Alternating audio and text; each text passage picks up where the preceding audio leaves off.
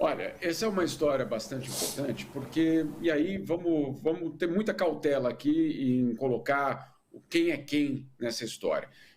Nicolás Maduro, e aí não sou eu que estou dizendo, é a própria ONU, as investigações da ONU, conduziu um governo com repressão, violações de direitos humanos, prisão de opositores, fechamento de rádios, sites como o nosso aqui, ICL, não o ICL, obviamente, mas coisas parecidas com o ICL. Ou seja, é um governo extremamente complicado e não sou eu que estou dizendo. São as investigações realizadas pela ONU ao longo dos últimos anos. Muito bem.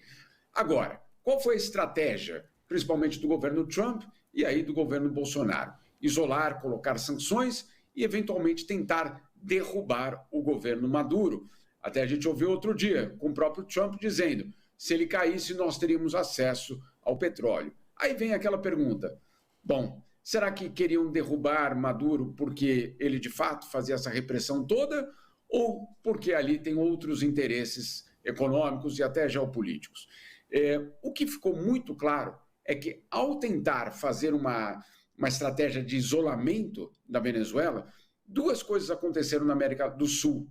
A primeira delas, a situação piorou para os venezuelanos, né, para a população venezuelana, que passou a ter uma situação social e desenvolvimento muito dramática, com todos os refugiados que a gente conhece, ponto número 1. Ponto número 2, ao tentar isolar a Venezuela, o que a gente deu de presente foi, na verdade, um território para uma disputa geopolítica entre Estados Unidos, Rússia e China.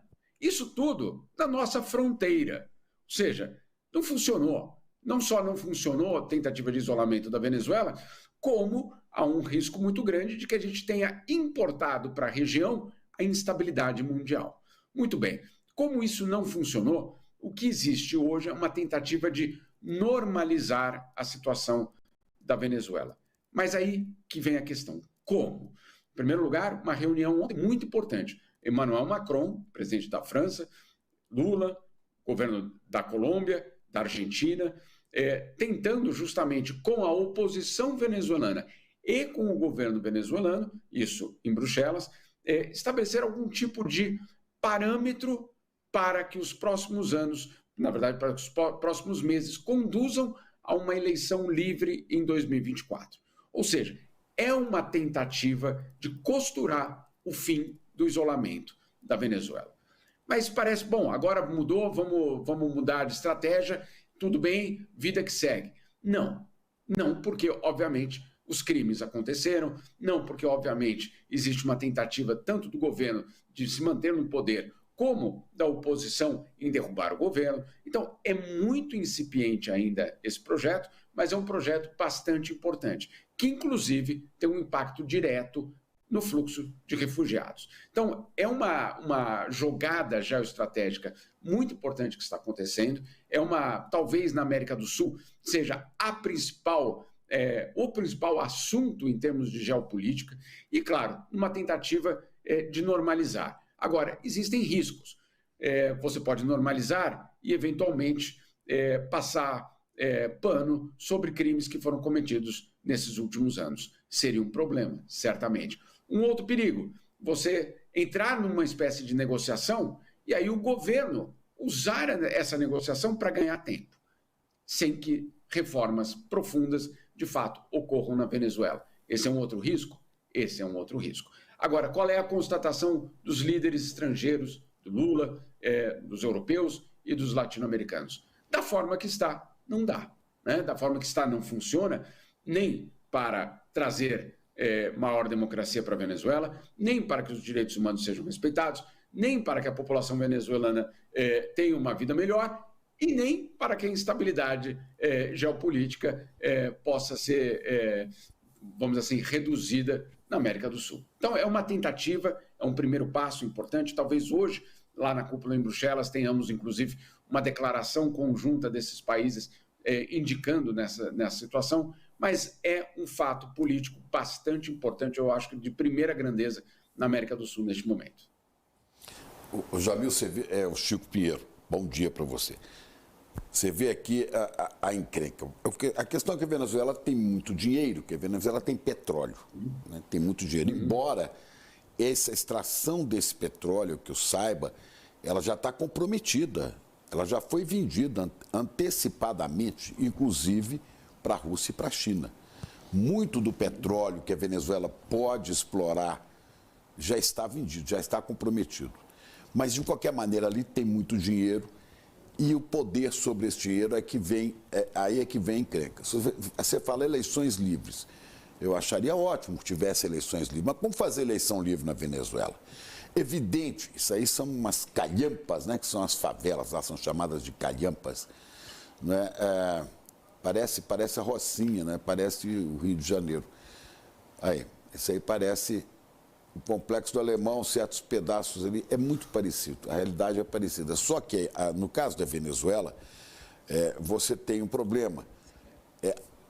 Crimes foram cometidos no governo Maduro, né? E a Venezuela vive, nesse sentido, uma ditadura, né? Não há oposição possível, nem há imprensa livre e há opositores perseguidos. Todo esse problema, a gente no cárcere. E crimes foram cometidos. Como é que você normaliza isso? Você vai fazer uma oposição, você vai fazer uma eleição livre.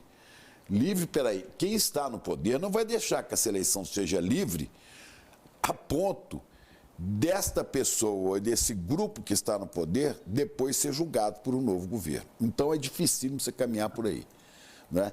E é difícil você imaginar um candidato opositor ao grupo do Maduro que não tenha por trás os grandes interesses imperialistas dos Estados Unidos, ou seja, do mercado internacional.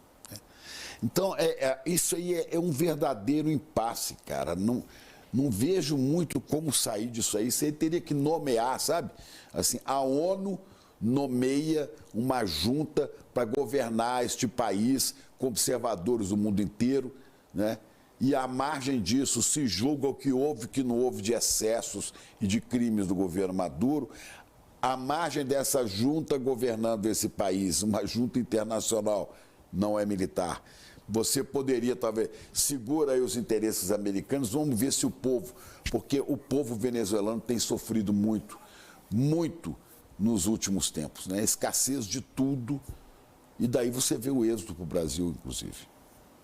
Opa. E Chico, você tem toda a razão. Vamos só lembrar, a Venezuela tem, dentro, vamos dizer assim, do ranking das crises humanitárias no mundo, o terceiro maior número de seus próprios cidadãos no exterior, fugindo basicamente daquela situação, né? Só perde para a Ucrânia e Síria. Ou seja, nós não estamos falando de uma crise menor. Agora, o que o Chico colocou aqui é muito importante pelo seguinte: às vezes a gente adoraria, né, Chico, que as coisas fossem mais simples. O bem contra o mal, o imperialismo contra os progressistas, né? Que a situação fosse mais, olha, eu sou contra o imperialismo americano e, portanto, eu vou sempre estar do lado certo. O problema é que a vida é muito mais complexa do que isso. E a política internacional é muito mais complexa do que isso. E aí a gente cai, eu acho que a Venezuela é um exemplo muito ilustrativo justamente dessa complexidade. Você tem uma situação na qual uma intervenção estrangeira à la americana não seria bem-vindo, pelo amor de Deus. Você imagina na nossa fronteira amazônica uma invasão estrangeira. Seria desastroso para a segurança do Brasil. Então, essa opção, vamos descartar. E era ali quase o que a gente ouvia quando o Trump e o Bolsonaro falavam de operações, etc. Você tem a situação na qual as sanções só estão agravando o poder. As sanções americanas só estão agravando a situação econômica e social da população. Mas você tem, do outro lado, um governo, como você disse, que não está disposto a agir, pelo menos até agora. Tomara que sim. Agora, e aí eu insisto, na minha matéria, inclusive, eu pego o último relatório que a ONU fez sobre a Venezuela, que saiu semana passada, e que mostra que sim, a repressão continua, e que sim, a liberdade de expressão continua sendo atacada. Fechamento de rádios, blogs, etc., é uma prática comum hoje na Venezuela. Então, quando alguém diz, não, mas somos contra o imperialismo americano, eu também, não tenha dúvida nenhuma disso. Agora, solucionar a crise venezuelana vai ter de ser algo mais complexo do que a luta do bem contra o mal. É uma arquitetura que vai ter que ser estabelecida, muito mais complexa, muito mais sofisticada, para que, eventualmente, a gente possa ver o quê? E aí vamos entender qual deve ser o objetivo. Estabilidade e bem-estar social para os venezuelanos. Esse é o ponto central. Então, essa é a grande crise sul-americana dos últimos anos e que existe hoje, e essa é a grande novidade de Bruxelas, uma tentativa de mudar o rumo. Olha, o isolamento não funcionou. O isolamento piorou a situação. Ok, então vamos fazer um outro lado. Vamos fazer diálogo, vamos fazer engajamento. Vamos ver se o engajamento e o diálogo funcionam. Não há garantias. Não há garantias. Mas a grande novidade dessa semana em termos de política externa na América do Sul foi essa. A mudança de rumo do isolamento, abandonado a partir de agora, para um caminho do diálogo. A questão é saber se ele vai funcionar.